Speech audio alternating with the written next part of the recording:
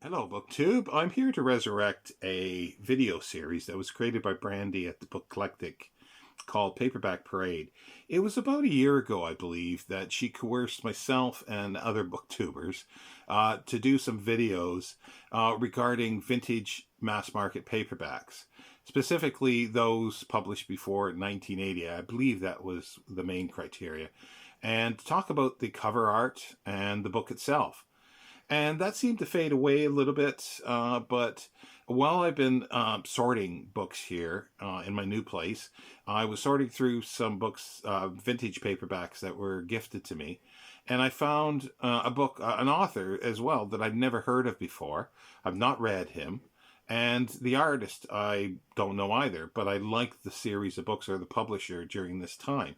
And I'll get to more of that in a little while. The artist in question is Stanley Meltzolf. He was born March 27th, 1917 in New York City, and he died November 9th, 2006 at the age of 89. Now, he graduated from the City College of New York, and he taught until he entered the army during World War II. He served in Italy and also was a journalist and artist for Stars and Stripes. After he came home from the war, he worked as an artist and was teaching as well. But in 1949, he chucked in the teaching gig and began um, being an artist full time. And during the 1950s, as far as I can tell, he did about a couple dozen, maybe more, covers for paperbacks and a few magazines and some interior artwork as well.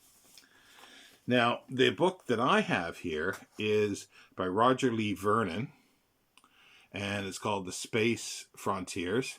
And the tagline here is Strange and Thrilling Science Fiction Tales, Interplanetary Warfare, Adventures in Space. Clearly, space opera.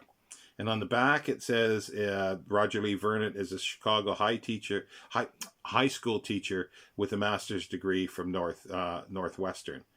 And he says he's traveled extensively through North America and Europe, and he says he enjoys writing and is now at work on a new book. And that new book must be his 1959 publication of Robot Hunt. And after the 60s, he stopped writing.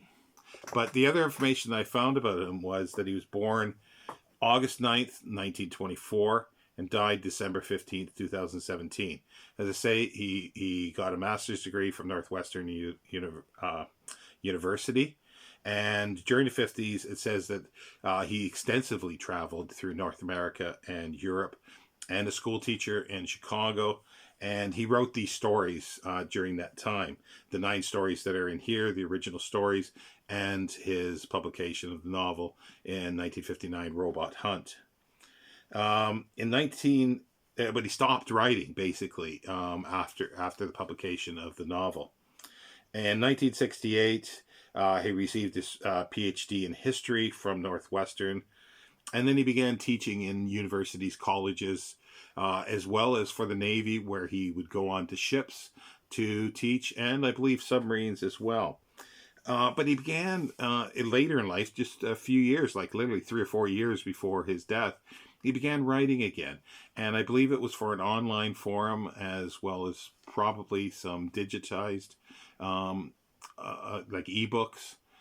It was a few short stories and a novel that was done there. I haven't looked into those too much because I'm not quite interested in them that much. Now, as I say, I don't know him as an author, so I thought I would look up some reviews, some contemporary reviews. I've got lots of books here. That's where I began my search for this, and it was a bit of a rabbit hole that I went down to, but it was a fun rabbit hole. And so I found a review by Anthony Butcher from the magazine of fantasy and science fiction in May 1956. Now, he doesn't have much to say about it, but he's pretty clear at what he has to say. It's just a small paragraph. He says the work is hopelessly weak, and why any publisher should bring out a collection of unpublished banalities by an unknown author passes comprehension. Any magazine editor could assemble at least a good volume of grabbing 9 manuscripts at random from the slush pile. I would say Anthony Bouchard did not really like the book. Now, the other one was, excuse me, March 1956 in Science Fiction Stories by Damon Knight. And weirdly enough, it was reprinted in his book In Search of Wonder. This is a second edition, revised and enlarged. And he put it in a chapter, or the beginning of a chapter, called Curiosa. And I'll read a little more extensively from his review, but not the whole review. He says here, Roger Lee Vernon's collection, The Space Frontiers, is unique in several ways. First, it's an original paperback published by a company we had learned to regard as a die-hard reprint house. Second, it is the work of a man who has never before published any science fiction anywhere. Signet identifies him as a high school teacher who enjoys writing. Fair warning. Nor is it a first novel, which would be common enough, but a first book of short stories. Third, it is the work of a man who, to all appearances, has not so much as read any science fiction for the last 20 years. The first thing that strikes you about these stories is the astonishing archaism of their style, for ignorance, for awkwardness, and for sophomoric enthusiasms. Several of them are the very spit of a 1930 pulp epic. And he goes on and talks about specific stories with some quotes. And then he stops a little bit and says, for the record, a ship moving at, and then he goes and he's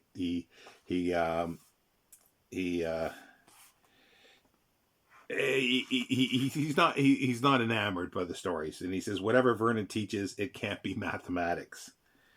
Then he goes on and he says, what bothers me about this volume, in its occasional goodness as well as its overwhelming badness, is the feeling it gives me of having lost 2 decades somewhere.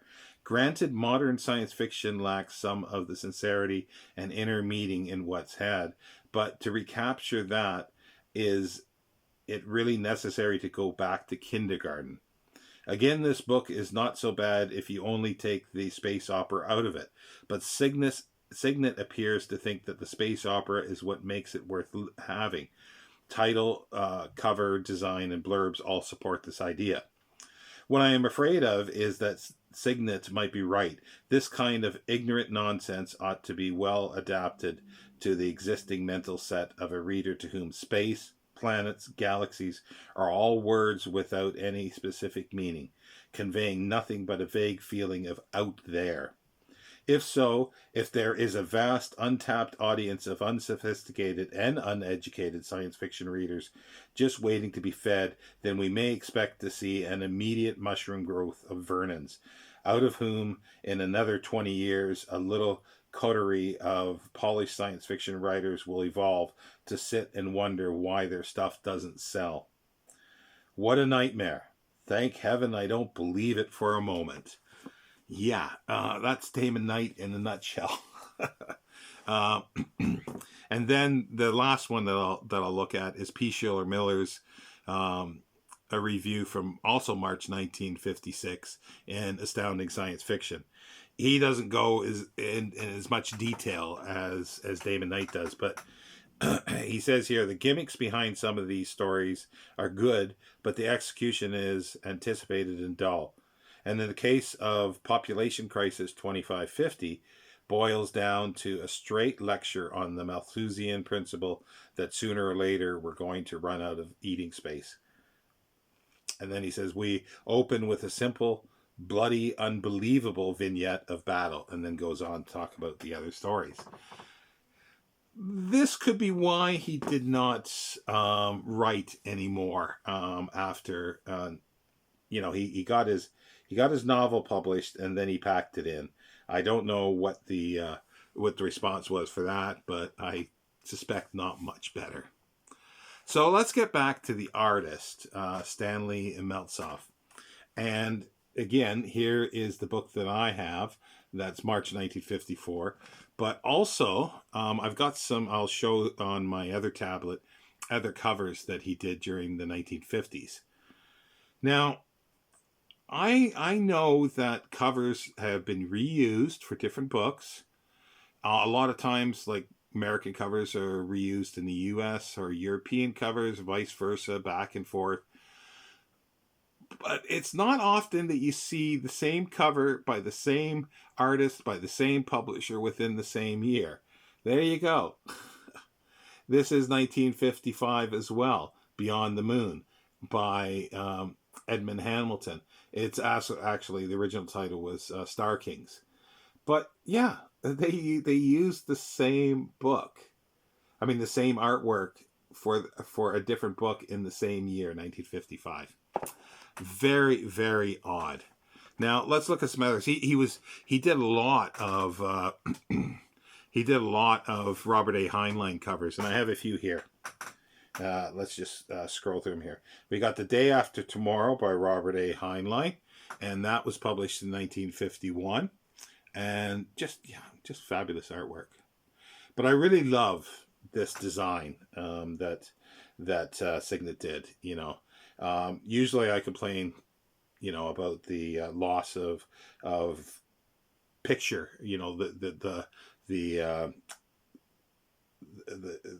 structure of it, because there's words on it. But this really works for me.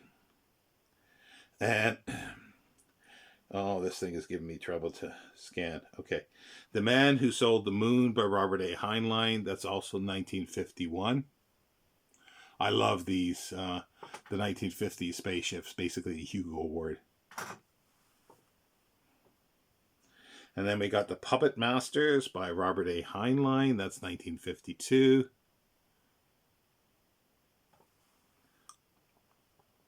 And we got The Green Hills of Earth by Robert A. Heinlein, which is 1952 as well.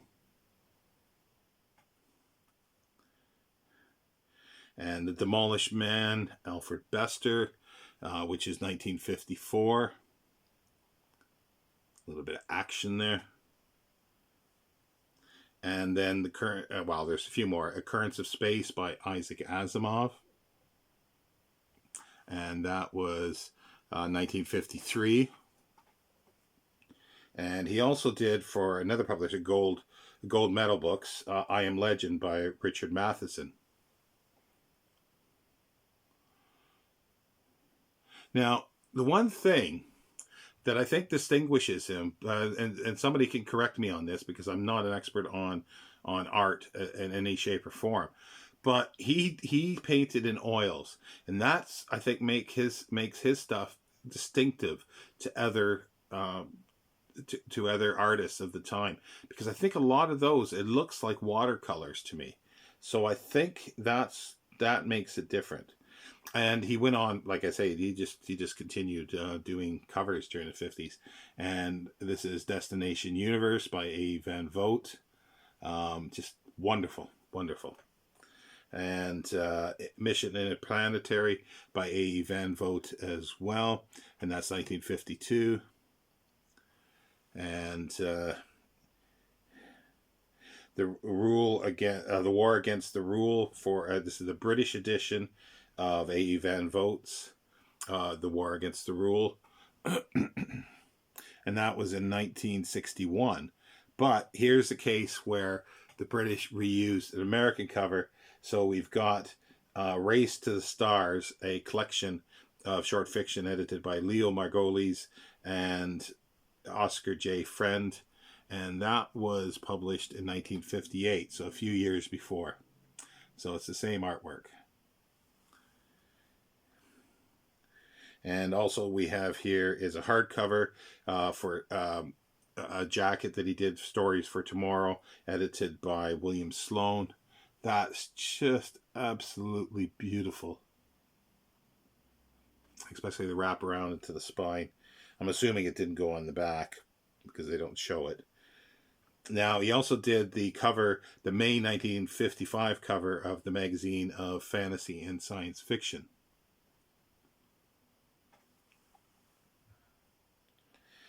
And yeah, we'll just continue on a little bit with his life. Now, in the 1960s, because all these were 1950s, in the 1960s, he changed tack and began doing marine paintings, um, basically game fish. And he did that for Field and Stream, Outdoor Life, Sports Field, and other magazines. And like I say, he died in 2006, but he was preparing a book about of his artwork, and it was eventually published in 2020. And this is it here. It was called Stanley Meltzolf Picture Maker. And that's another reused cover. And that's a reused cover from Robert A. Heinlein's 1953 novel, Tomorrow the Stars. I think it's a collection of short fiction. So that was, that as I say, that was reused. And his sort of, his legacy, as is termed in somewhere, that he has artwork hanging in the National Gallery and the Getty Museum. So yeah, that ends my reintroduction of Paperback Parade. And if I find any more, I'll let you know, and I will continue. Are you familiar with Stanley Meltzolf as an artist? He's absolutely new to me. I know I've seen some of his artwork because I went through pictures, and I have seen some of the work. And also too, are you familiar with Roger Lee Vernon? I do have to read these at some point just to see, and I just love the old reviews of these things, and they're very idiosyncratic of the reviewers as well. Anyway, I'll end it there, BookTube, and I'll see you next time. Bye.